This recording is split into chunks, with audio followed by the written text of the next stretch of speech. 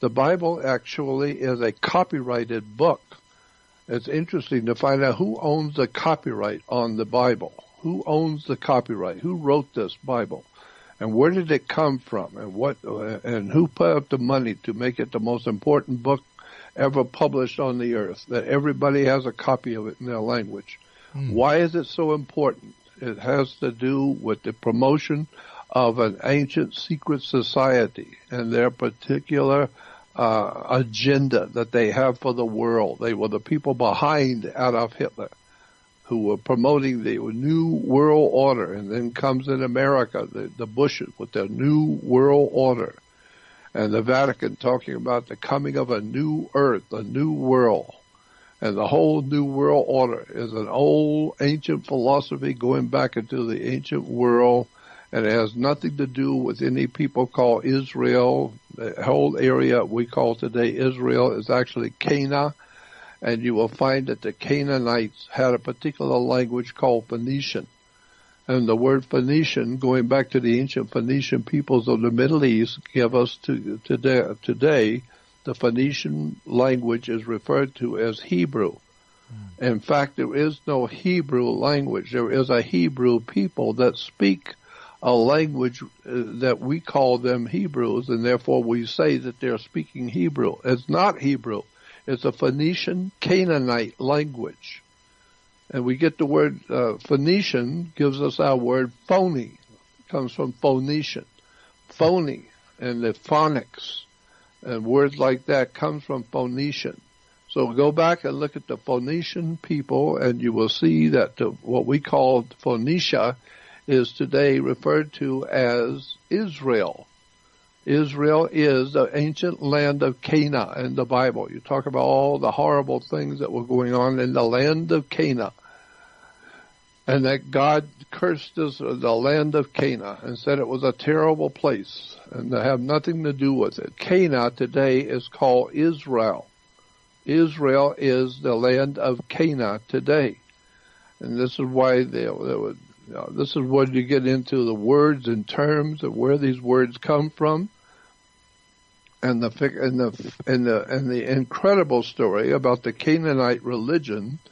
The priest of Canaan, they would offer up sacrifices. Usually it was children. They would burn as a sacrifice. They would kill the children and burn their bodies on an altar. And then, according to the Canaanite religion, they said they were worshiping the sun.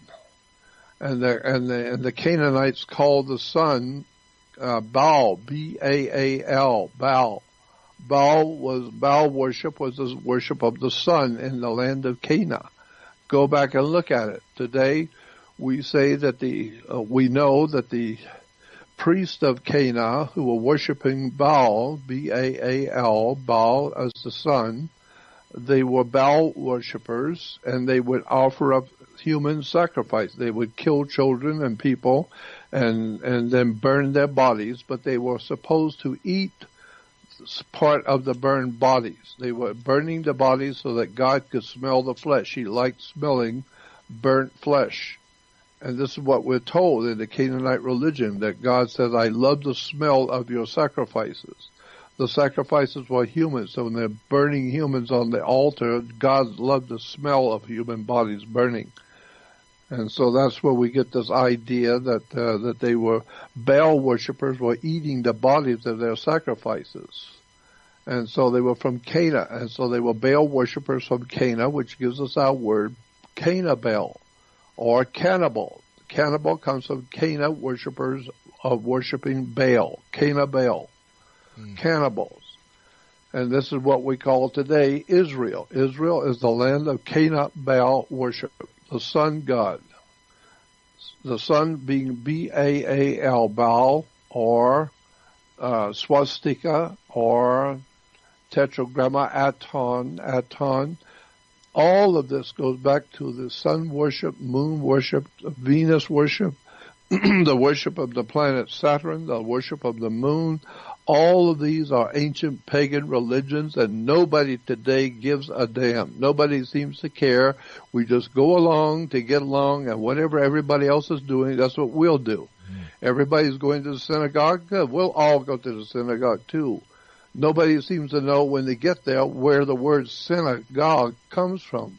Everybody's going to church. Yeah, we all Christians going to church. You don't know where the word church comes from.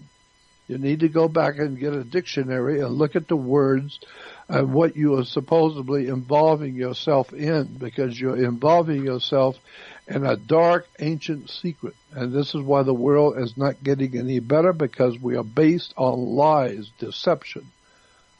There is no such a thing as an ancient Israel. There is no Lord coming back to save us. These are all ancient stories.